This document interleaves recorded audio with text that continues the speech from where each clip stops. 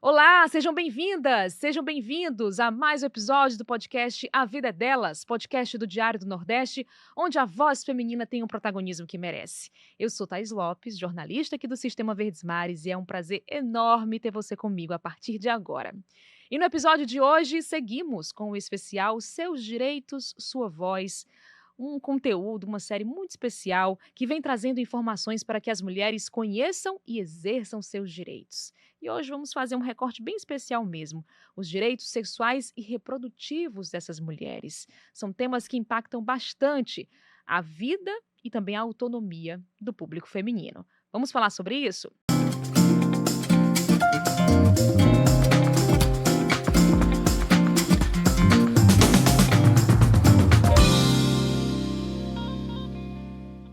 Então, eu já quero apresentar as minhas convidadas de hoje. Aqui ao meu lado, eu tenho Carolina Vasques, advogada, que fala sobre direitos sexuais e reprodutivos de mulheres com deficiência.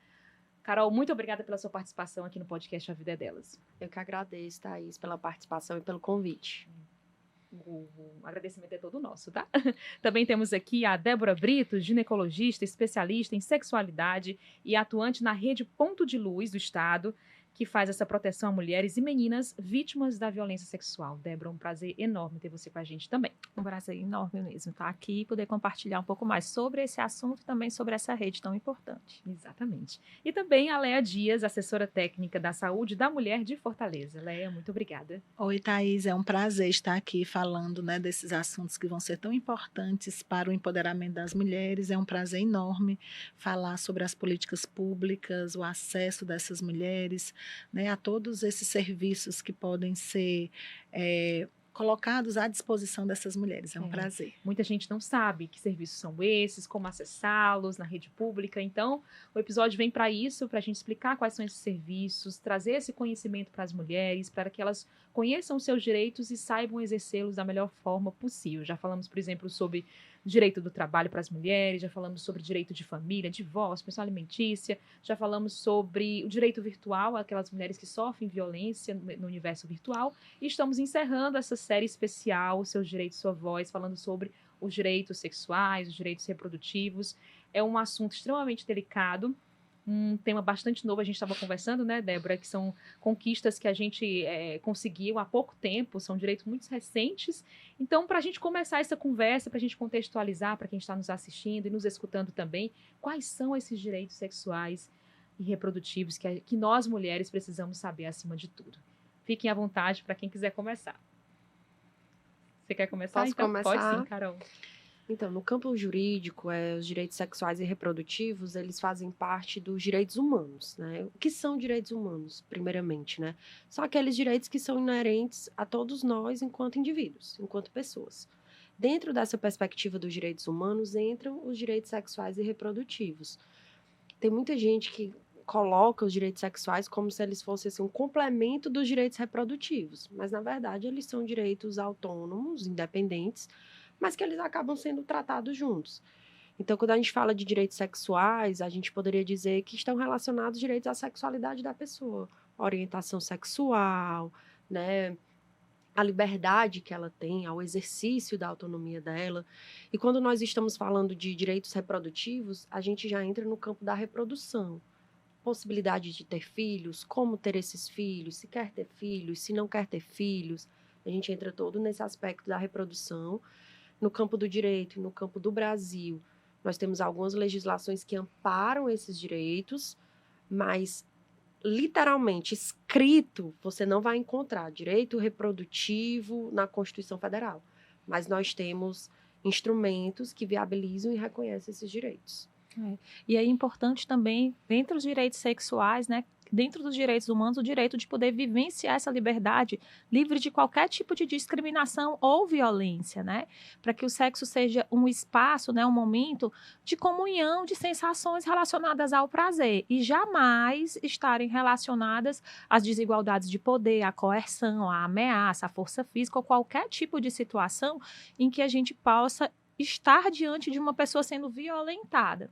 né? Hoje a gente está aqui para falar sobre os direitos das mulheres, mas eu acho que é importante a gente também lembrar dos direitos sexuais e reprodutivos de toda a população, da população LGBTQIAPN+, da população de meninos, que cada vez mais, né, agora que nós estamos trabalhando no fortalecimento da rede de atenção às vítimas de violência, quantos e quantos meninos também, né, sofrem violência. Às vezes a gente fala muito sobre os direitos das mulheres e aí a gente acaba invisibilizando essa ferida social, né, que muitas vezes acontece, que é a vitimização de meninos que vão aí crescer sem ter nenhum tipo de acesso ao cuidado, né? Quer dizer, que cresciam sem ter o acesso a cuidado, porque quando a gente pensa numa rede que protege, numa política de saúde, numa política de proteção social, de segurança pública, que protege a infância, a gente está falando da vida de todas elas, né? Mulheres, crianças e adolescentes também. E aí, puxando um pouco para o direito reprodutivo, né, daquele momento em que essa mulher quer ter filho, se ela não quer ter filhos, então ainda hoje na sociedade, aquelas mulheres que não querem ter filhos, elas são descriminalizadas, né? Por quê? Porque a mulher nasceu para ser mãe, né? Mas tem aquele grupo de mulheres que não querem ser mães, né? E a sociedade, ela tem que aceitar isso, né, como uma decisão dessa mulher. E aí a gente tem, né, diversos métodos contraceptivos que essa mulher ela pode ter acesso através de orientações desse tipo de método para ela decidir quantos filhos ela quer ter, né, o espaçamento entre esses filhos, Quando, né, quando ela quer ter. Então a gente sabe que hoje as mulheres, né, nesse mundo contemporâneo, as mulheres elas estão atrasando a maternidade, né, embora a gente ainda tenha um grupo de meninas que ainda engravidam na adolescência, mas isso tem reduzido ao longo do tempo, mas as mulheres estão fazendo a opção de ter filhos mais tarde. Sim, Né? com Porque certeza. eu ainda vou terminar minha faculdade, eu quero fazer uma especialização, eu ainda vou, né, ter meu emprego, ainda vou ter uma formação e tal. Então, assim, as mulheres têm, né, adiado essa maternidade e aí os métodos contraceptivos, eles, né, são a forma de que ela pode pegar esses direitos reprodutivos e organizar a sua vida reprodutiva para ter ou para não ter filhos. Quais são, então, os direitos que essas mulheres elas devem se atentar, né, justamente nessa questão dos contraceptivos, de deixar, de repente, a maternidade mais para frente, ou não querer mais ser mãe? Quais são esses direitos que seria interessante a gente pontuar aqui? A gente tem o grande direito, né, é a questão do acesso, né, ao Perfeito. acesso das Acesso políticas públicas, né? Então, assim, aonde essa mulher vai ter o acesso? Independente, né? Aquela mulher que está na vulnerabilidade, que a gente sabe que ela tem mais dificuldade, ou aquela mulher que tem acesso, né, à informação, que tem acesso aos métodos, né? Então, assim, o acesso ele é a base do Sistema Único de Saúde, né? Então, que um dos preceitos do SUS é você, né, dar acesso, né, universal à população. Né? Então, as mulheres têm a grande porta de entrada para esse Sistema Único de Saúde, a Unidade Básica de Saúde. Né? Então, a procura da Unidade Básica de Saúde para, né, exercer esse seu primeiro direito ao direito de acesso é o caminho que ela tem que ter, que aí esses métodos, né, vão estar disponíveis para ela, né, e ela, através de orientações sobre o uso desses métodos, ela decidir qual é o método melhor para ela, de acordo com o seu estilo de vida, né, com o seu desejo, né, com suas concepções. E é muito bom, Léa, você colocar isso, porque a gente tem um sistema de saúde. Essa questão do acesso ela é importante para todas, tanto para aquelas mais de 90% da população que acessa o SUS, né, que usa o SUS como seu único acesso à saúde, não é? Quanto também para as mais privilegiadas socioeconomicamente, que conseguem custear uma consulta numa clínica privada ou conseguem acessar a saúde através de um plano de saúde suplementar também. Então, o acesso ele precisa estar garantido para todas. Quem vai fazer a opção do método é a pessoa que recebe a informação. Então, o direito básico é de conseguir estar diante de um profissional de saúde que seja capaz, né, que esteja qualificado ou qualificada para ofertar para ela todas as possibilidades que existirem diante dos seus direitos sexuais e reprodutivos. É algo que eu sinto que muitas vezes falta, essa conversa aberta, esse diálogo aberto sobre sexualidade e sobre direitos sexuais e sobre direitos reprodutivos. E pautados nos direitos, não nos Exatamente. valores e nos costumes, né, Débora, que a gente vinha conversando. Então, assim, eu tenho uma atuação no serviço público, tenho uma atuação no serviço privado. Quando eu acolho alguém para fazer um atendimento ginecológico, é importante eu identificar qual a demanda que aquela pessoa apresenta, mas aquele espaço de consulta, ele também precisa ser um espaço informativo. Então, é importante compreender o que aquela pessoa tem como bagagem de informação em relação aos seus direitos, né? O que é que ela deseja. Porque muitas vezes, principalmente hoje, no universo de tantas mídias, tantas redes sociais, mas com informações muitas vezes tão cheias de vieses, as pessoas chegam buscando uma determinada informação porque elas sofreram a influência da opinião de uma determinada pessoa, seja da indústria farmacêutica, seja de uma digital influencer, alguém que ela admira, que ela viu que usa um determinado método, e ela chega lá buscando aquele. E aí eu deixo de oferecer para ela, no momento do atendimento, esteja eu no postinho de saúde da pequena cidade, lá no município do interior, distante 500 quilômetros de Fortaleza, ou dentro de um lindo consultório de clínica privada, né, no bairro nobre da nossa capital. Eu deixo de ofertar para ela, às vezes, as demais informações que ela teria direito para fazer um consentimento, né, uma escolha livre e esclarecida. E aí a gente está falando de uma grande bolha que é o universo feminino. Se a gente fizer os recortes, e aí é como o povo diz no popular, o buraco é mais embaixo, né? Se a gente fizer o recorte racial, se a gente fizer o recorte, qual seria outro recorte que a gente poderia fazer? A questão da deficiência, socioeconômico, de raça, de território. Então, se a gente fizer vários recortes, realmente é isso. O desafio é muito maior quando a gente fala em acesso, né, a esses direitos, acesso ao direito sexual, ao direito reprodutivo. Vamos fazer um recorte agora. Aquela mulher que tem algum tipo de deficiência, ou Carol, quais seriam os principais desafios enfrentados por essa mulher para ela conseguir, de fato, ter acesso a esses direitos? Quando a gente está tratando de mulher com deficiência, a questão ela fica um pouco mais complexa porque eu envolvo vários fatores. Eu envolvo ela no exercício do seu direito, no exercício da sua autonomia corporal, vamos dizer assim, ter a liberdade de decidir sobre que caminho tomar, vamos dizer assim. Mas, ao mesmo tempo, eu não posso deixar de olhar para a família daquela mulher. Porque a gente sabe que hoje a deficiência ela é trabalhada não como ela é trabalhada como uma limitação, que ela é agravada pela sociedade. Né? Os documentos internacionais, a legislação ela vai dizer o seguinte: olha, deficiente é a pessoa que tem limitação e que é agravada pela sociedade, porque o mundo ele é diverso, ninguém é igual. Mas a gente sabe também que, em termos práticos, não funciona assim. Né? Existem vários tipos de deficiência, existem deficiências que, de alguma maneira, acarretam mais vulnerabilidade àquela mulher, quando a gente está tratando de mulher, pela questão mesmo da capacidade dela entender e querer. Será que ela entende que ela quer um método contraceptivo? Será que ela entende que ela vai fazer um procedimento de esterilização? Então, quando a gente está tratando dessa mulher, ao mesmo tempo que a gente tem que trabalhar o direito dela à autonomia corporal, a gente tem que levar em consideração essa família. E também, se for o caso de uma reprodução, também tem que levar em consideração o direito dessa criança. Então, assim, a autonomia corporal, o direito sexual e reprodutivo, ele de fato ele tem que ser exercitado. Mas a gente também não pode, né, fechar os olhos e analisar como é em termos práticos. Eu posso dizer para vocês que no âmbito do judiciário, antes do Estatuto da Pessoa com Deficiência, que é uma lei que veio para proibir qualquer procedimento de esterilização compulsória, porque como é que funcionava?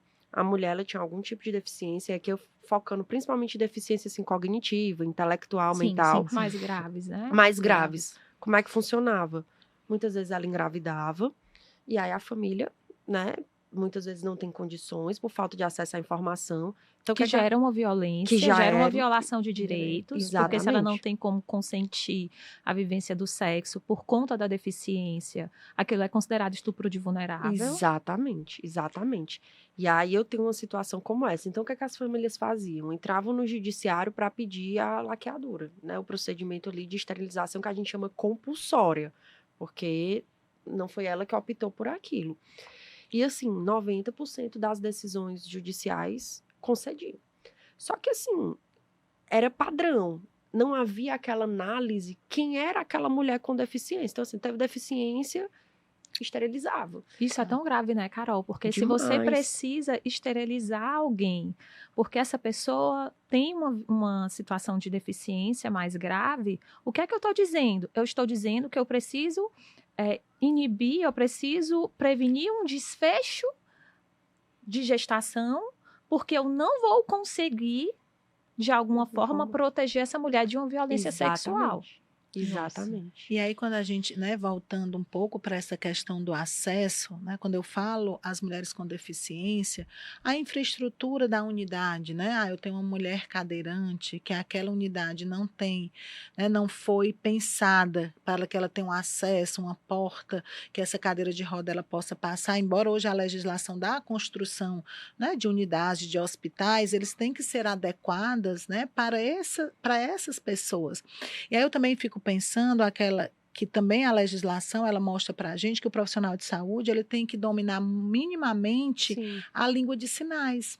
E aí, quando eu não tenho esse profissional que não sabe, né, a língua de sinais, e chega uma mulher que quer falar da sua sexualidade, quer decidir um método contraceptivo, e tem que ter uma pessoa do lado que fale por você o que você está falando, né, o que você quer falar, mas você, né, tem a barreira da comunicação, aí a gente também está violando direitos. Sim, Né? sim. Porque aí eu tenho uma coisa íntima, que eu preciso ter uma pessoa, às vezes um filho, pode ser um filho menor, né? Outra pessoa que amigo. vá, né, interpretar o que eu digo para poder eu dizer para aquele profissional, porque ele tem a limitação da língua de sinais. Lélio, né? tu acabou de tocar, assim, numa ferida emocional que eu tenho, porque há algum tempo atrás eu precisei atender uma paciente que tinha sido violentada sexualmente, eu conseguia ver na linguagem corporal dela, eu conseguia ver no olho dela que ela queria conversar comigo, mas a minha formação não me preparou para que Se comunicar com pudesse essa mulher, me comunicar com ela.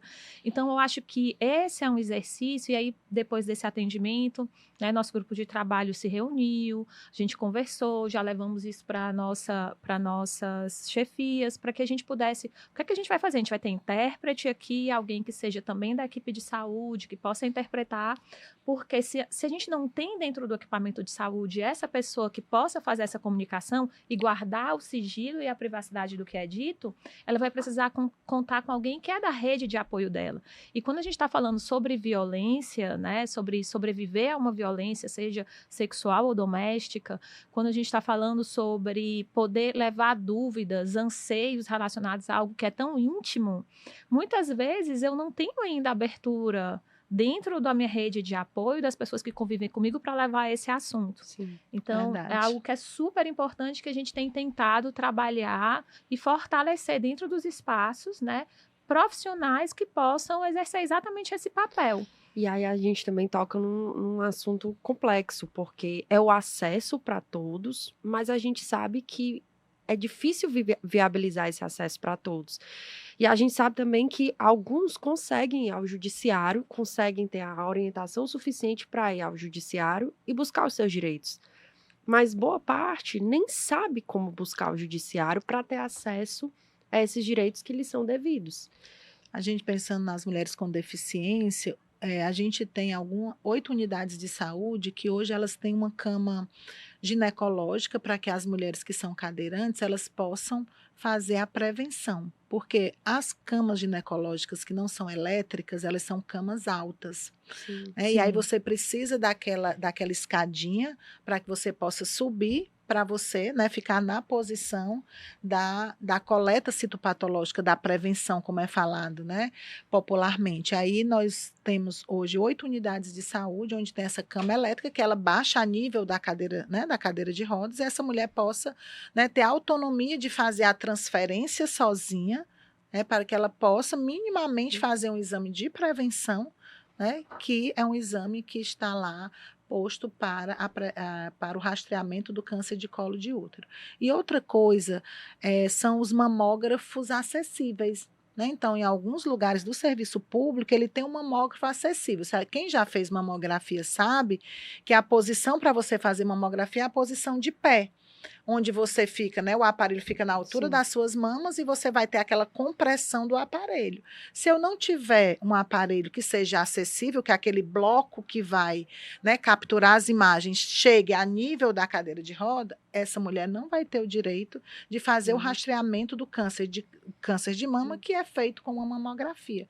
Então, essa questão do acesso, né, ela é importante, não só o acesso da infraestrutura, né, de que eu tenha barras, que eu tenha portas largas, que eu tenha, então, outras coisas, rampas. Então, outras coisas, elas, né, se agregam nessa questão de você garantir o direito, minimamente, de você fazer um exame de prevenção ou um exame de mamografia. E muitas vezes aquele impedimento ali estrutural, ele vem em segundo plano. Às vezes a mulher não consegue ter acesso a chegar ao local onde oferece esse serviço, que é justamente a questão territorial que a gente estava falando, né? Exatamente. Que é levar cada vez mais esses serviços para o interior, locais de difícil acesso, para que essas mulheres elas tenham essa dignidade de encontrar e ter acesso a esse serviço. E é tão interessante porque a gente vai percebendo cada vez mais, né? Nós vamos percebendo como são grandes as pequenas coisas, né? Porque a gente está falando aqui de um intérprete, mas como isso é grande quando a gente está diante da demanda, né? De uma cama que seja mais acessível.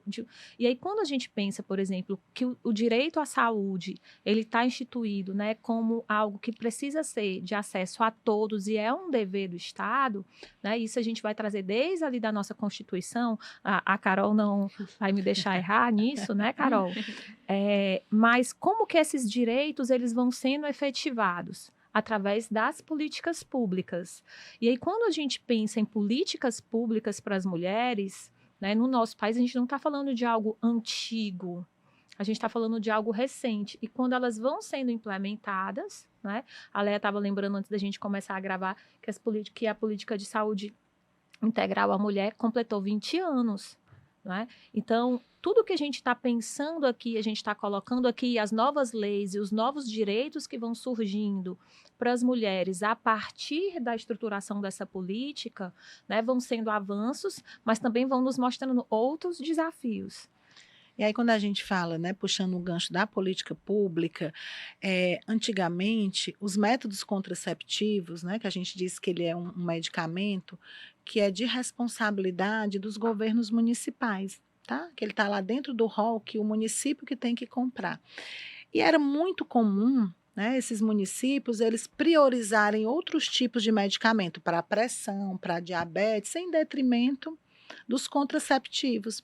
E aí, né, pelo movimento feminista sempre ter lutado pelo direito das mulheres, né, aquelas mulheres que brigam pelas mulheres, então o Ministério da Saúde, há muito tempo, ele compra, né, como a gente chama, uma compra, né, a nível nacional e repassa para os municípios para que essas mulheres elas tenham direito ao acesso ao método contraceptivo lá na unidade de saúde.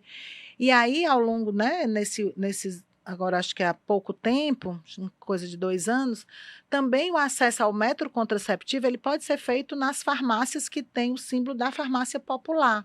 Olha só. Né? Então, as pessoas elas podem ir na unidade de saúde, né, pega aquela receita, né, a prescrição, a receita lá do médico ou da enfermeira, e ela vai, se ela não tem acesso ao posto, porque não, né, ela está trabalhando e tal, ela vai numa farmácia popular, que também, né, esse método contraceptivo, ele também está disponível então, para essas mulheres. Para quem está nos escutando e nos assistindo, quais são esses métodos contraceptivos gratuitos que a gente pode encontrar na rede pública e como ter acesso a esses métodos? Tá. Então, a gente tem diversos métodos que eles são, na grande 90%, né, para as mulheres, Tá? Então, a gente tem a pílula anticoncepcional, né, que é aquela pílula de tomada diária, que está lá na unidade de saúde. A gente tem os injetáveis, né, as injeções que são faladas, né, popularmente, as injeções mensais e trimestrais, aquela que, né, você toma um mês, no próximo mês você toma de novo, e aquela de 3 meses. A gente tem o que a gente chama anticoncepção de emergência, né? Se seu método falhou, você está lá na unidade, né? Está disponível o método para que você, né, não corra risco de uma gravidez indesejada. A gente tem, né, o preservativo feminino e masculino, tá? Que também está disponível lá na unidade. As mulheres precisam conhecer e usar mais, né? O que a gente chama a camisinha feminina, tá? Tá lá disponível também. A gente tem o dispositivo intrauterino, né? Que é o DIU, né?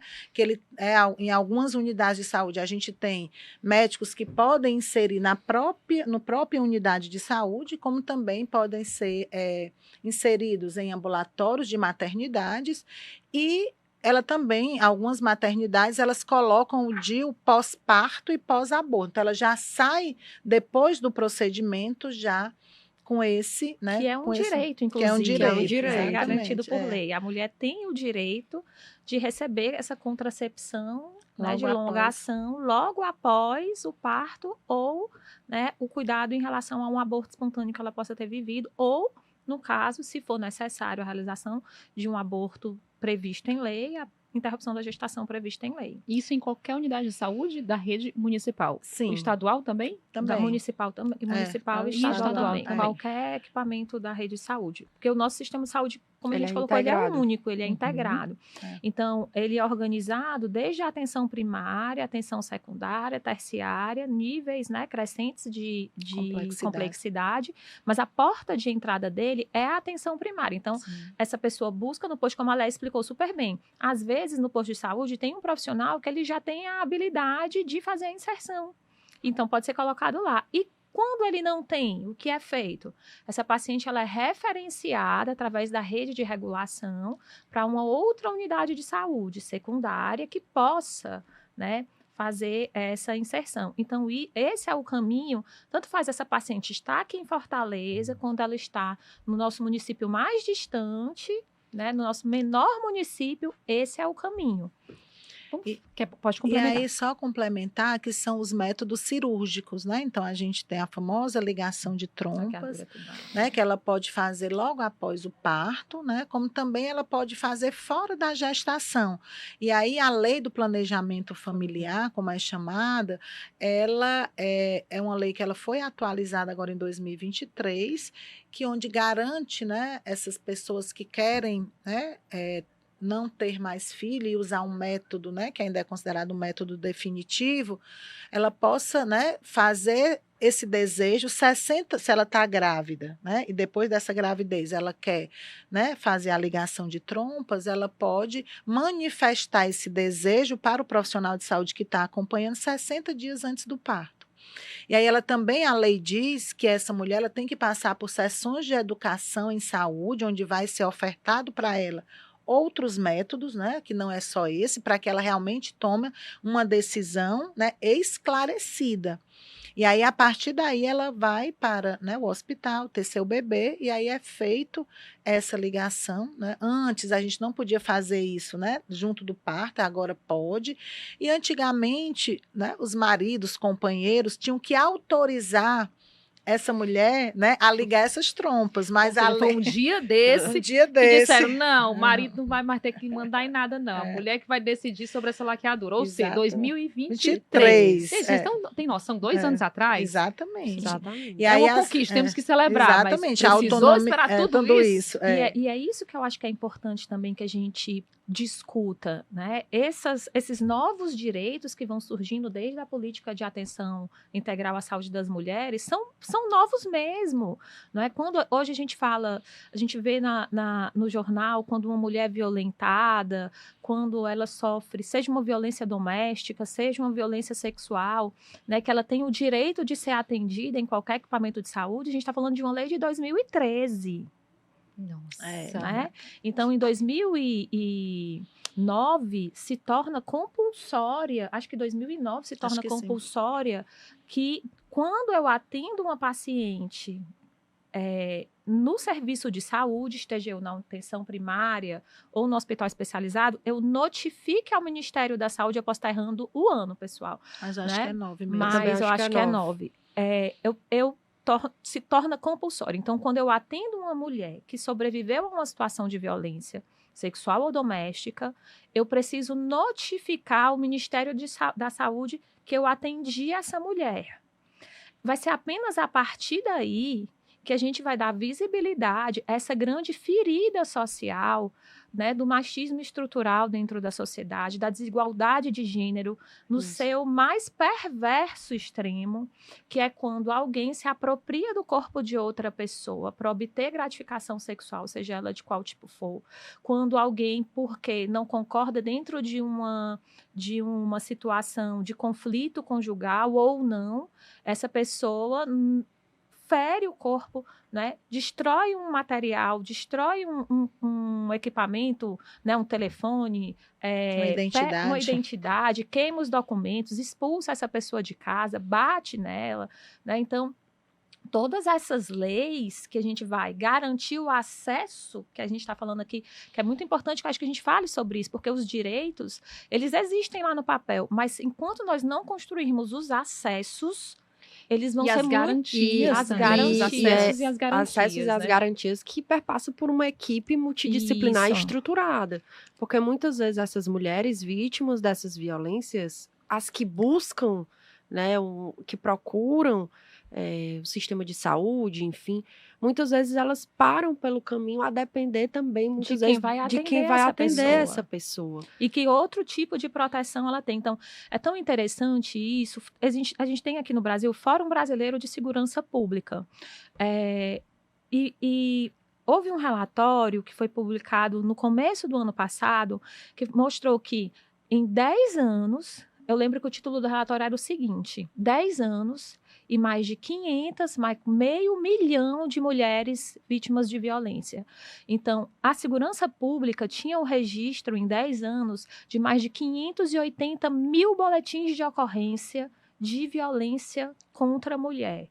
Nossa. Quando nós comparávamos esse número com o número de pessoas que tinham sido notificadas ao Ministério da Saúde, a gente não chegava nem perto disso. E o que é mais interessante, quando eu avalio o universo de mulheres que foi ao hospital e foi notificada, existe uma lacuna enorme entre a mulher que vai ao hospital e a mulher que vai à delegacia. Totalmente. Então, eu tenho muitas mulheres que reconhecem que precisam do cuidado em saúde, vão ao hospital, mas elas não denunciam seus agressores. E tem outro universo de mulheres que vai à delegacia, que tem uma demanda importante de proteção social e de saúde também, porque ser vítima de violência sexual ou doméstica é um dos maiores fatores de risco para uma questão de saúde mental, e ela não busca o equipamento de saúde. E ela não busca porque ela não sabe que tem o direito.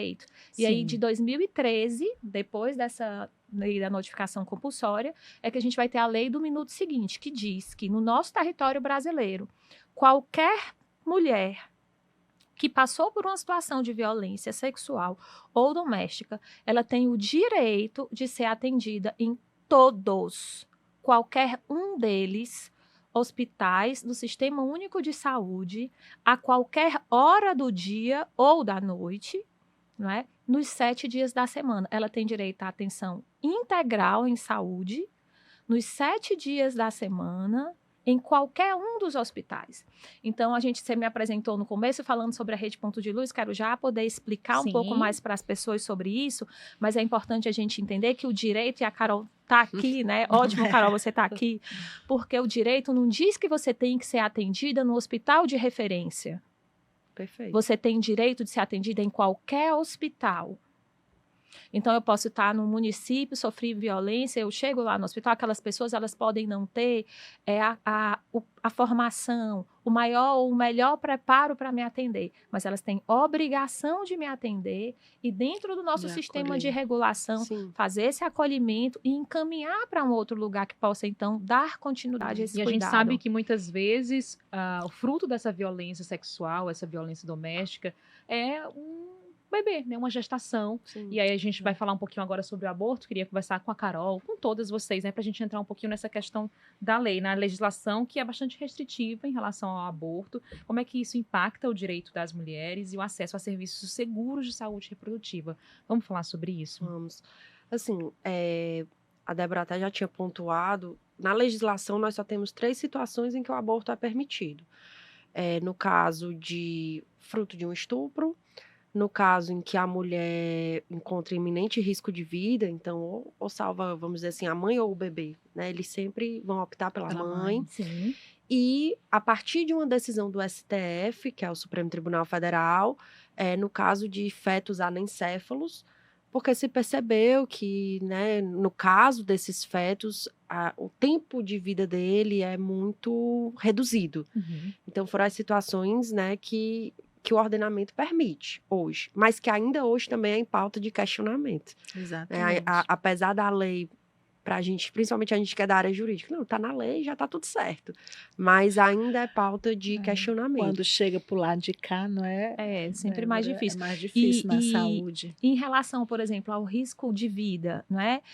Algo que é muito discutido dentro do movimento de mulheres é quem que decide qual é o risco de vida a qual eu vou me submeter. Exatamente. Não é? Então, assim, eu tenho uma questão de saúde grave, complexa. Algumas dessas questões complexas, inclusive, não se pode fazer contracepção hormonal.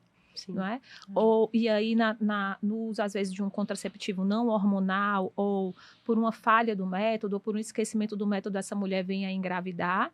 E aí, quando o risco de vida é iminente, a gente vai interromper a gestação. Na grande maioria dos serviços, isso não vai ser uma questão. Agora, e quando o risco de vida não é iminente?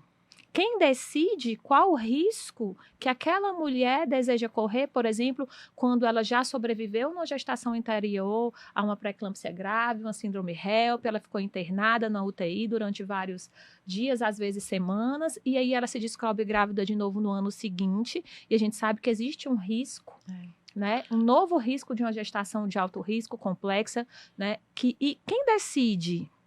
E aí, muitas vezes, a gente vai recorrer à justiça novamente. Enquanto mulheres, né, as mulheres vão buscar novamente a justiça para solicitar, né, que aquele acesso à interrupção da gestação. Né? Tem até um documentário que eu acho, não sei se vocês já viram, né? Esse pessoal que está em casa também já viu, que chama Incompatível com a Vida, que é uma outra situação, que não é a situação de anencefalia, mas é um documentário que vai discutir exatamente como ficam essas mulheres que estão gestantes de fetos, com múltiplas malformações, incompatíveis com a vida, como que... Então, assim, elas vão ter que levar essa gestação até o final? Né? Quem que decide? E assim, Débora, tu tocou num ponto... Porque o que é que eu observo? Existe uma preocupação muito grande, e aí, óbvio, porque a gente está tratando de direito das mulheres, Sim. Então sempre há esse questionamento, mas existe uma preocupação muito grande na sociedade como um todo, em garantir que esse aborto não seja feito, muitas vezes, ainda que a legislação permita. E a gente esquece também da outra ponta, porque a criança ela vai nascer. E a gente tem no âmbito jurídico inúmeros direitos respaldados em relação à mulher, em relação a garantir ou não garantir o aborto. A gente tem o Estatuto da Criança e do Adolescente que protege essas crianças e esses adolescentes. Mas é um dado, inclusive estatístico, que comprova que muitas vezes essas crianças, frutos de gravidezes, que muitas vezes gravidez que não foi indesejada, que não foi desejada, essas crianças elas vão muitas vezes para uma situação de vulnerabilidade. E a gente observa um total desamparo a essas crianças. Isso. Então, eu permito que aquela mulher tenha aquele filho, aquela filha, e uma vez que essa criança nasce, tchau. Ninguém sabe o que acontece com essa criança e como fica isso. Super importante. O que deveria ter um acompanhamento. O que deveria né? ter um acompanhamento. Uma notificação. E isso tudo acontece acompanhamento. muitas vezes. Eu acho que você foi super corajosa quando você colocou a gente, como sociedade, atua para que esse aborto não aconteça. Né? Infelizmente. E por que a gente faz muitas vezes isso? Né? O que a gente tem assistido? A gente estava falando agora sobre a lei, a excludente de ilicitude, Sim. né? Porque é muito importante a gente entender, eu acho que hoje, né, o movimento de mulheres, ele eu não vou dizer que ele está enfraquecido, mas ele tem outras frentes, né? Os direitos das mulheres estão sempre muito Estão sendo ameaçados, atacados, sempre. ameaçados. A gente tem total liberdade para falar sobre isso, é nosso lugar de fala, e a gente vem acompanhando exatamente isso. Exatamente. E, Débora, São pautas que são assuntos que vêm sendo pautados aquilo que a gente vinha falando, né? São pautados nos valores, nos costumes, numa questão ideológica. Tem mesmo. antes de você continuar, tem uma frase que eu gosto muito de Simone de Beauvoir, que ela diz que basta uma crise política, econômica e religiosa que os direitos das mulheres tenham que ser questionados, né? Que a gente tem que estar sempre vigilante. Então, essa é a nossa vida, né? De garantir as políticas públicas e estar vigilante para que esses direitos sejam E garantidos. aí, quando a gente pensa nesse direito, por exemplo, a interrupção de gestação, que não é um direito dado à mulher, mas é uma excludente de ilicitude, porque o texto da lei é: não se pune aborto praticado por médico quando essa gestação é decorrente de estupro ou quando não há outra forma de salvar a vida da gestante. É assim, né, Carol? É. E aí, o que é que eu estou falando? Esse direito é um direito para quem? É um direito ao médico de não ser punido. Não é um direito que vem para proteger as mulheres. E quando a gente olha a data desse direito, que é de 1940, né, que ele vem antes de todos os nossos avanços, né, do movimento feminista, né, da contracepção, da liberdade sexual, para que a gente possa estar aqui sentada às 4 falando sobre sexualidade, para que eu seja uma médica que trabalha com sexualidade. Então, muita coisa aconteceu depois disso. E aí é interessante a gente entender que muitas vezes esses avanços e essas ameaças vêm porque ela não é uma discussão, as pessoas que realmente decidem sobre isso, que não somos nós, infelizmente essa discussão ela não é feita baseada nos direitos humanos. Exato. Ela é feita baseada nos costumes e nos valores daquelas pessoas que estão ali, e baseadas nos riscos de perdas que enfrentar essa discussão de costumes e valores pode trazer. E assim, Débora, só puxando, porque as pessoas elas tratam o direito ao aborto e entra muito também na pauta religiosa. Sim. Quando, na verdade, o que é que a gente tem que trabalhar? O direito ao aborto como uma questão de saúde pública. Sim. Porque sendo bem... pragmática, a mulher que quer fazer o aborto, ela vai fazer. Nós sabemos que ela vai fazer. De uma forma legal ou ilegal, aí ela vai correr Exatamente. risco, que aí a gente tem que a terceira causa de morte materna, que a morte materna também é uma violação de direitos humanos, é os abortos, né, inseguros. Que são aqueles que acontecem quando eu não ofereço para essa mulher o que a gente tem de recurso de saúde. E aí entra o recorte que a gente estava falando, né? Da questão da acessibilidade. Porque a depender da condição socioeconômica, aquela mulher ela vai conseguir fazer com o médico X na clínica especializada e ter todo o acesso e o amparo. E tem aquela mulher que não vai conseguir nem chegar até essa unidade, Exatamente, né? que é exatamente a que atualmente a gente assiste preocupados ao risco dela perder o acesso ao direito, né? Porque hoje se discute que existe um limite para a interrupção dessa gestação. Só que a grande maioria das mulheres que chega, né, e aí esse limite se colocando aí entre 20 e 22 semanas, né, para se interromper a gestação, não se interromperiam a gestação acima de 20, 22 semanas. E é muito complexo. Acho que antes de tudo, pessoal, para quem eu sou uma médica, ginecologista, obstetra, tratar, né, acolher uma mulher para realizar uma interrupção de gestação é aquilo que nenhum obstetra quer fazer. Com certeza. Mas quando a gente precisa atender uma mulher para interromper uma gestação, é porque algo muito ruim está acontecendo com ela. É porque o nível de sofrimento dela é algo tão grande, porque a mesma crença, o mesmo valor, o mesmo costume que nos atravessa e que atravessa todas aquelas pessoas que dizem, não, eu não quero fazer, eu não concordo, atravessa também essa mulher. Então, aborto, interrupção de gestação não é escolha. Escolha é, hoje eu escolhi estar aqui com vocês. Eu escolhi hoje o que eu ia comer no almoço. Você escolheu vir com essa roupa. Aborto é saída. E aí, muitas vezes a gente está falando de mulheres aqui, mas a gente está falando também de meninas Exatamente. violentadas, que ali por volta da 20ª, e aí eu não sou especialista nesse assunto, mas 22ª semana, muitas vezes nem notam. Isso. Olha, Que estão grávidas 85% dos boletins de ocorrência de violência sexual no Brasil são de meninas com menos de 14 anos. Com 14 anos, a gente não tem ciclos regulares ainda. A barriguinha não já está tão crescida muitas vezes. Exatamente. Quais são sinais que essa jovem, essa menina vai apresentar para que se Exatamente, descubra porque não que se houve esperava que o ciclo estupro. estivesse acontecendo todos os meses. Então, não se espera uma menstruação regular numa menina de 12 anos, de 11 anos. Quem que acompanha, quem que cuida da mulher com deficiência que não se expressa, que não consegue fazer o autocuidado de si? Então, Excelente infelizmente, reflexão. nós não estamos discutindo os direitos de mulheres como nós. Nós estamos discutindo os direitos das mulheres que são crianças e adolescentes, menores de 14 anos muitas vezes. Nós estamos discutindo o acesso das mulheres que têm uma deficiência mais grave. Nós estamos discutindo o direito daquela mulher que busca, mas tem todas as portas fechadas, e um SUS que não funciona para ela, um serviço de saúde que não a acolhe. Porque eu já atendi N mulheres que falaram: doutora, a gente chegou aqui nesse hospital hoje, mas eu passei por um outro hospital e a pessoa disse para mim que eu nem falasse que eu fui lá, porque lá não ia fazer. Então, a gente está falando de pessoas que tiveram múltiplos direitos violados. E a mulher vai enfrentando, vai sendo violentada. Exatamente. Vezes. Então, e a saga atrás de um... E a história é sempre a mesma, Sim. Thaís. Um dia, aquela criança estava ali, algum parente percebeu que a barriga dela estava grande, aquela mulher acamada, aquela paciente com deficiência se percebeu que estava com um aumento do volume abdominal, leva no posto de saúde, vai fazer ultrassom. Quando você faz ultrassom, você descobre uma gravidez. Você nem tinha tomado conhecimento, muitas vezes, de que ela tinha sofrido violência.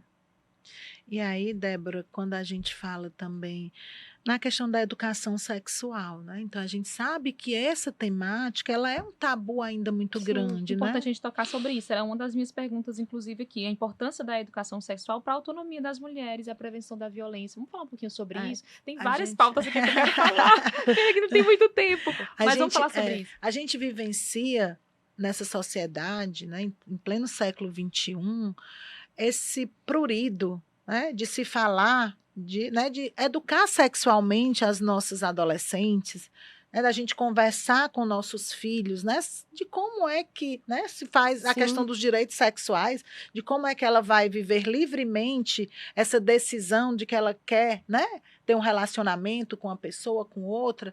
E aí isso você não discute, porque as pessoas, quando a gente vai, né, a área da saúde vai para a escola falar sobre direitos sexuais e reprodutivos, aí tem um grupo que diz que a gente está ensinando aqueles meninos, né, a terem relação sexual. Está estimulando Está a estimulando. sexualidade. Então, assim, a gente ainda adolescente. tem, embora existem políticas como o Programa Saúde na Escola, né? Então, esse ano, Débora, um dos eixos do PSE que aí é obrigatório a gente trabalhar na escola, é os direitos sexuais e reprodutivos. Perfeito. Então, assim, a gente orientar essa adolescente, não é lá, porque a adolescência é de 10 a 19 anos, né? Então, de você começar a orientar, né, com essa interseção saúde e escola, para que essas meninas elas sejam orientadas, E né, muitas de violências também. sejam evitadas, né? né? Então, assim, É tão engraçado, porque chega a ser engraçado, porque quando a gente fala educação em sexualidade, parece que a gente está falando de educação para o sexo. Sim. Mas a educação em sexualidade, para a sexualidade de forma abrangente, não é educação para o sexo apenas, é para a sexualidade. E a sexualidade é uma dimensão da vida das pessoas, né? Todo mundo tem sexualidade, não existe pessoa desprovida de sexualidade. Então, é sobre autoestima, autoconfiança, esse empoderamento. Empoderamento não é só para escolher, eu quero colocar essa roupa, eu vou usar ou não esse decote ou esse batom vermelho. Peraí, você não tem o direito de falar assim comigo. Aonde que eu vou buscar acesso, né? Para quem que eu vou conversar? Com quem que eu compartilho? Educação em sexualidade é educação para que aquelas pessoas vivam essa dimensão da vida de forma plena. E até saiba identificar, aquela menina, mesmo muito Isso. nova, saiba identificar que está E esse sofrendo uma conhecimento violência. vai gerar uma responsabilidade.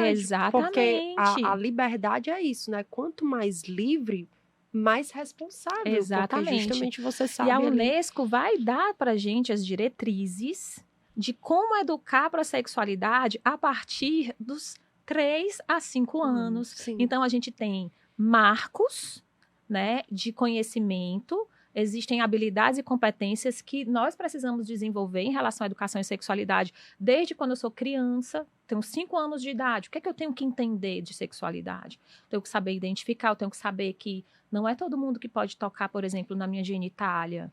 Porque isso é educação em sexualidade, não é educar para o sexo. Sim. Educar para o sexo vai ser importante em uma outra fase da vida, né? Quando está chegando ali a puberdade, né? É importante que os adolescentes, né, já comecem a entender o que é o sexo, qual a função do sexo, mas não é para você aprender, não é erótica. Educação sexual não é só sobre erótica. Educação e sexualidade é sobre com quem eu vou fazer, por que eu vou fazer, quando eu vou fazer, como eu vou fazer. Como eu vou me prevenir. Como eu vou me E prevenir. aí vai se formando uma mulher futuramente muito mais E fortalecida. um homem que sabendo também dos seus entende. direitos. Exatamente, um homem um que homem. entende. E respeita. E respeita Respeita. as mulheres. Porque enquanto, infelizmente, a gente não tiver também bons homens aliados dessa nossa luta, né, enquanto a gente não conseguir... Porque quem agride as mulheres? Quem agride as crianças e quem agride os adolescentes? E mais de 90% das situações são homens. Sim. E muitas vezes no âmbito familiar mesmo. Na Aquelas maioria dos pessoas casos. Na próximas, maioria então, dos né? casos, no âmbito âmbito familiar. familiar. Quem agride a esposa, quem agride a namorada. São pessoas que têm a confiança daquela criança, daquele Exato. E a adolescente. mesma Como coisa- suspeitar que algo vai acontecer naquele jeito? E, né? Vocês- e a gente precisa ter muito cuidado para não revitimizar essa mulher, porque às vezes, mulher, mas também, por que tu continuou? Por que você não terminou antes?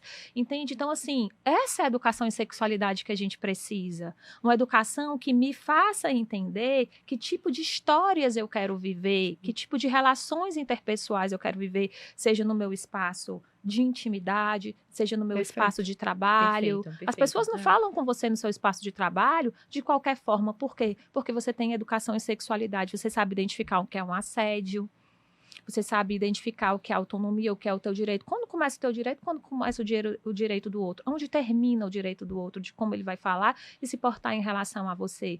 Isso é também relacionado à nossa sexualidade. Eu ia trazer um outro assunto, mas antes disso, querem complementar alguma coisa, Carol e Léa? Eu só Dentro desse contexto da reforço, educação sexual? eu só reforço a importância de que a gente trabalhe essa temática, né, junto escola e saúde, né, para, né, a gente E família. né, e E família, família. porque também a família ela tem que ser envolvida nesse processo e aí a gente formar essas meninas e esses meninos com essa responsabilidade para ter o poder de decisão, né?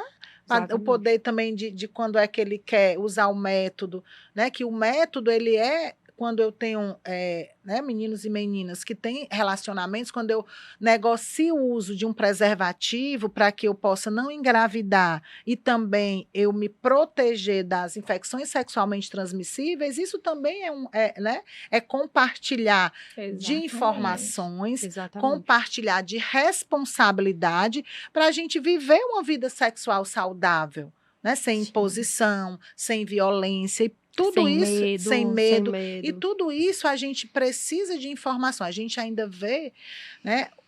Hoje em dia as meninas ainda têm sede de informações. Às vezes elas, né, essas redes sociais, como a Débora já tinha colocado, ainda tem muitos vieses, né? Então, assim, eu acho que a gente tem que procurar informações lá no posto de saúde, lá na escola, né? Para que a gente possa ter essas informações verdadeiras, seguras, né? E você ter uma boa formação para essa decisão. Exatamente. Próximo assunto, falar um pouquinho sobre violência obstétrica. A legislação, de alguma forma, pode amparar essas mulheres? E é porque eu estou falando disso, porque ainda é uma realidade muito grande entre as mulheres, as mães. Inclusive, um episódio anterior que eu gravei hoje, eu falei muito sobre essa questão do luto, como, por exemplo, a categoria médica, os profissionais de saúde ainda não estão tão preparados para Sim. fazer o acolhimento dessas mães. Então, quais são os principais sinais dessa violência obstétrica e como denunciá-la também? Quem pode entrar nesse assunto? Olha, assim, no campo jurídico, porque vocês têm, né, maior propriedade. Mas, assim, é muito importante, porque na maioria das vezes, a mulher muitas vezes só se dá conta que sofreu uma violência obstétrica muito tempo depois. Né? Então, daí porque é muito importante, principalmente durante esse período, né, gestacional, ela vinha acompanhado de a informação é tudo. É o primeiro passo, a informação é tudo, porque realmente o conhecimento leva, né, você a identificar, em alguns casos, quando de fato você sofreu ou não uma violência obstétrica. Então, partindo desse ponto de partida, o conhecimento. Mas eu também acho que é muito importante, aí, juridicamente falando, hoje em dia, a gente consegue fazer um plano de parto, né? Deixar um documento registrado, onde você coloca lá como você quer que seja o seu parto, o que é que pode, o que é que não pode. É claro que a gente está falando de situações em que muitas vezes o médico vai ter que intervir, porque, enfim, né, são situações pontuais.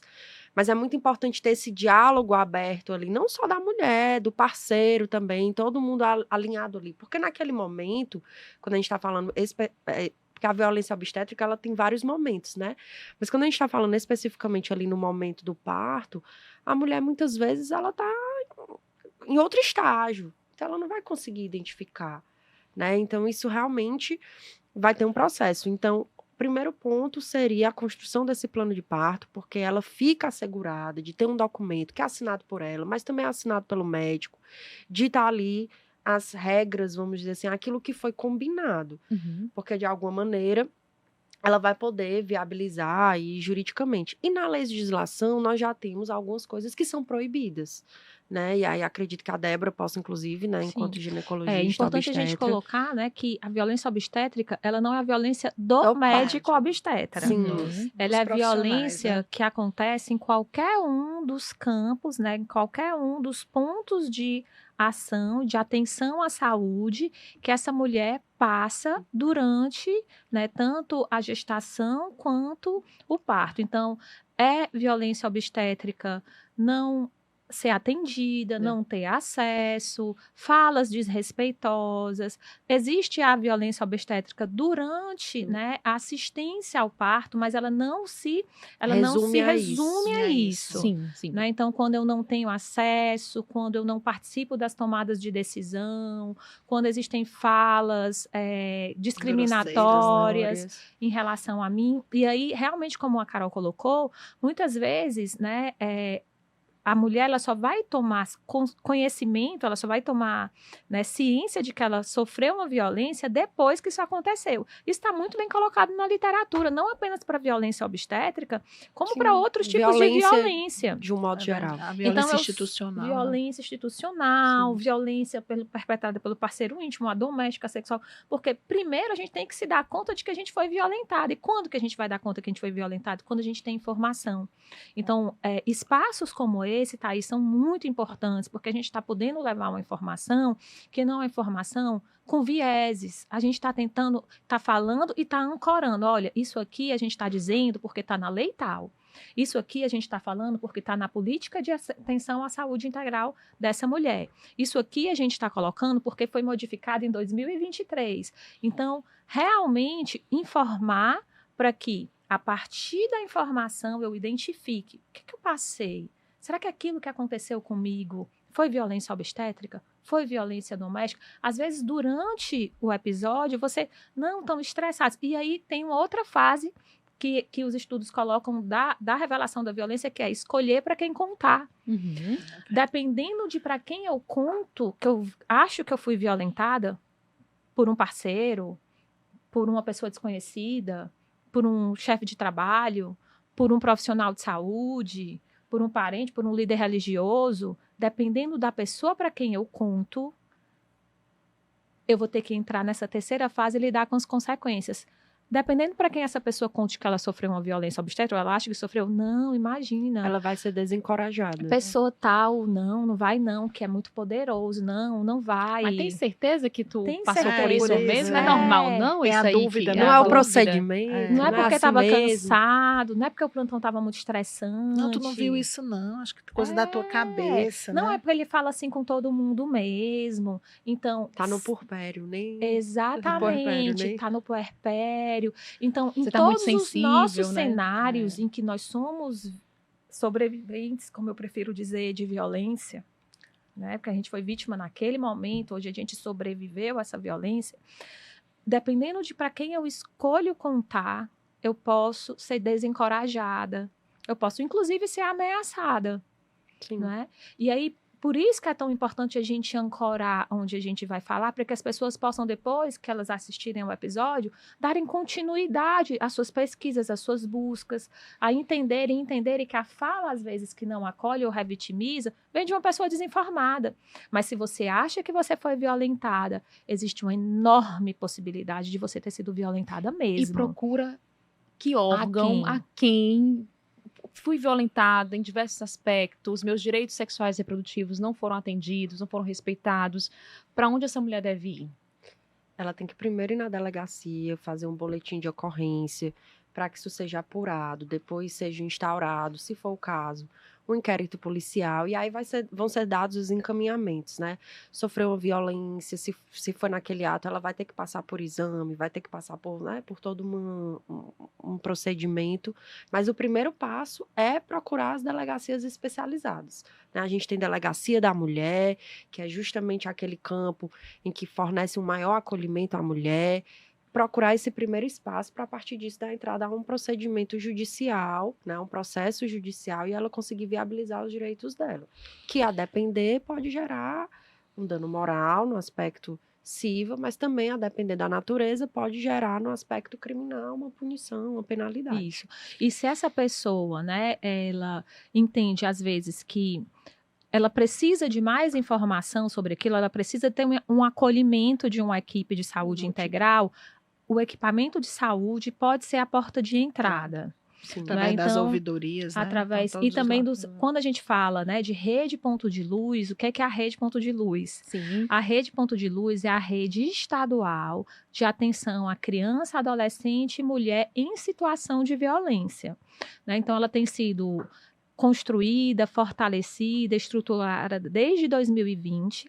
Ela está mais fortalecida e mais organizada em alguns municípios, né? Mas existem esforços feitos pela Secretaria de Saúde do Estado para que ela possa realmente ser como ela precisa ser, extremamente capilarizada. E a ideia da Rede Ponto de Luz é que, se eu tenho uma criança, um adolescente ou uma mulher que acha que foi vítima de violência, porque é muito importante a gente colocar que, quando eu notifico lá, lembra que a gente falou no comecinho? Sim, notificação.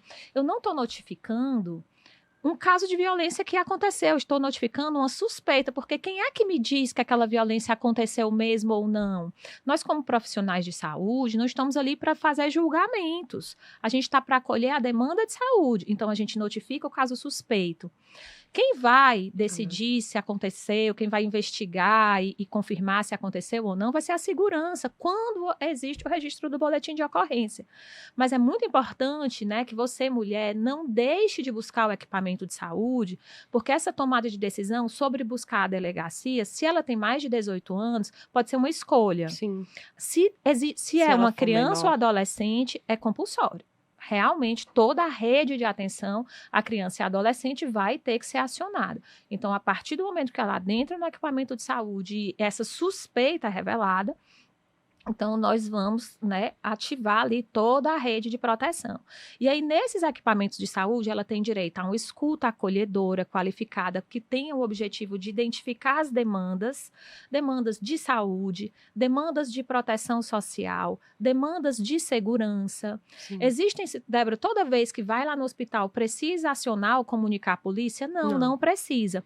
Mas se naquele momento se identificar que aquela mulher ela está correndo um grave risco, né, grave risco de vida, ela está ameaçada, o equipamento de saúde pode sim acionar a polícia para garantir a proteção Sim. dela e da equipe também.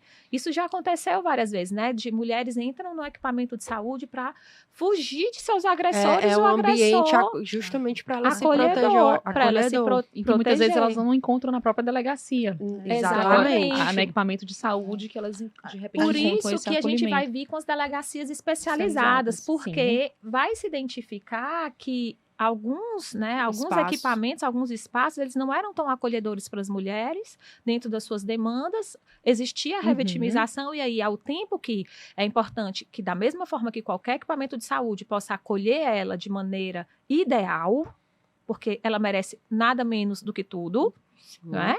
Que todo equipamento de segurança também possa acolhê-la de maneira ideal. Mas enquanto a gente vai construir isso, porque esses avanços levam tempo, Sim. a gente vai ter nas delegacias especializadas. Então, essa mulher, ela pode dar entrada em qualquer equipamento de saúde da rede pública. No município que ela estiver, vai existir um serviço de referência da rede Pontos de Luz. Nesse serviço de referência, ela vai fazer uma escuta qualificada se ela tiver sido vítima de violência sexual, né, há menos de 72 horas, né, e houver a necessidade, ela vai receber profilaxia de gestação indesejada, profilaxia de HIV, para que ela não venha contrair HIV, não venha ter mais um desfecho negativo daquela situação de violência. Profilaxia para outras EXTs, como clamídia, gonorreia, vaginose, sífilis. Ela vai ter acesso a fazer os testes rápidos e ela vai ser encaminhada para um segmento. É muito difícil uma mulher passar por uma situação de violência sexual ou doméstica e ela conseguir sair desse lugar sem um cuidado continuado. Sim. Então, ela tem o direito de fazer um acompanhamento psicoterapêutico. Então, os municípios, eles já estão muito avançados. Fortaleza é uma cidade que a gente tem isso já bem mais estruturado. A Leia pode falar um pouco também, né, sobre os nossos serviços do município. Então, ela dá a entrada, seja criança, adolescente, adulta, seja um menino, adolescente, um garoto, né, uma criança, e segmento continuado, para que a gente possa prevenir os desfechos, né, que são ainda mais trágicos, né? Sim.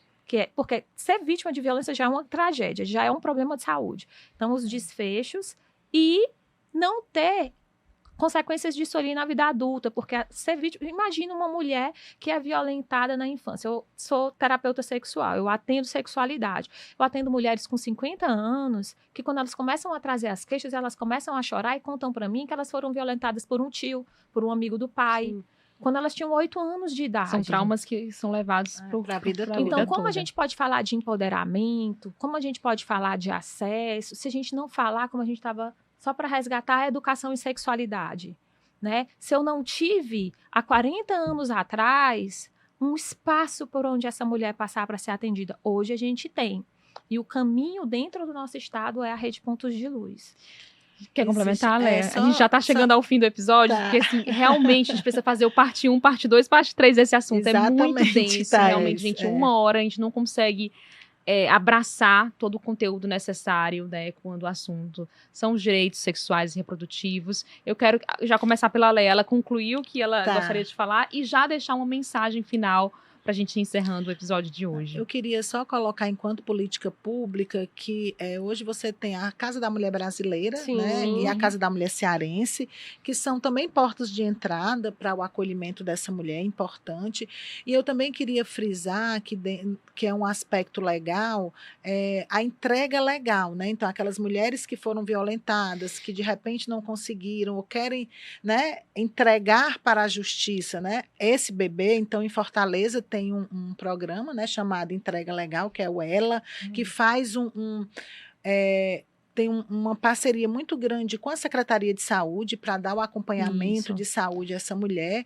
Então, assim, o que eu trago de mensagem para essas mulheres é que elas procurem as informações, né? Tem uma unidade de saúde, o profissional de saúde ali próximo dela, né? E que ela possa ter informações, né? Que sejam informações importantes para que ela possa decidir, né, sobre os seus direitos sexuais e reprodutivos, que ela encontre, né, que ela saiba reconhecer quando é que ela está sofrendo uma violência, né, uma violência obstétrica, uma violência sexual, uma violência doméstica, e nos procurar enquanto, né, serviço de saúde para acolher essa mulher dessa forma, né, que a Débora coloca, e é a partir daí que a gente vai reconhecer essa mulher, atender, dar uma escuta ativa para ela e fazer com que ela siga, né, com a sua saúde, né, integral, de forma integral.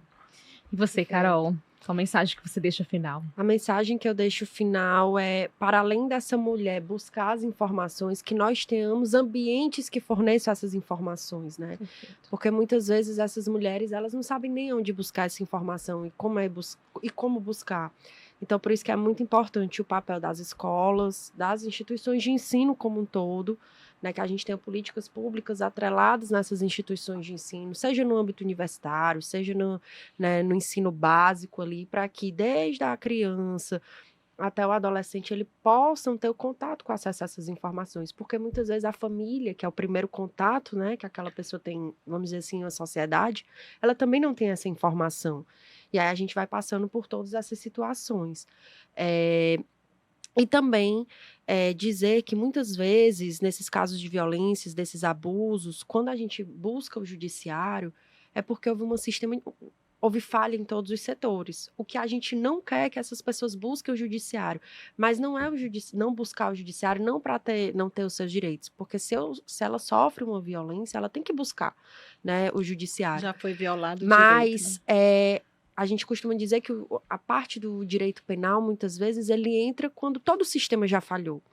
Então, se essa mulher está tendo que buscar a justiça, né, principalmente nesses casos de violência, de abusos, é porque houve toda uma falha sistematizada. Então, a mensagem é a gente continuar tendo programas como esse, debatendo, pesquisando, ter políticas públicas que esse trabalho seja todo integrado, para que aos poucos, porque a gente sabe que é um processo, a gente consiga ir avançando. Perfeito. Débora, uma mensagem final? Acho que de mensagem final é que todas nós, né, temos direito a uma vida segura, a uma vida plena, uma vida com a sexualidade que ela está focada na autonomia e no prazer, e quando isso não acontece, né, quando há uma violação de direitos, existem uma série de políticas públicas que estão disponíveis tanto para aquelas mulheres, né, que usam o Sistema Único de Saúde. É muito importante a gente colocar também que as mulheres que têm, às vezes, um privilégio socioeconômico, elas têm muito receio, elas não sabem onde buscar, né? Os serviços de saúde do SUS também estão abertos para vocês. É muito comum eu atender lá na maternidade escola, onde eu faço ambulatório para sobreviventes de violência sexual e doméstica, que as pessoas chegam e falam assim, eu não imaginava que o SUS pudesse funcionar dessa forma. O SUS funciona, o SUS ele pode ser muito bom, né? Para que ele seja muito bom, ele precisa que as políticas sejam efetivadas, ele precisa que a gente também faça uso dele,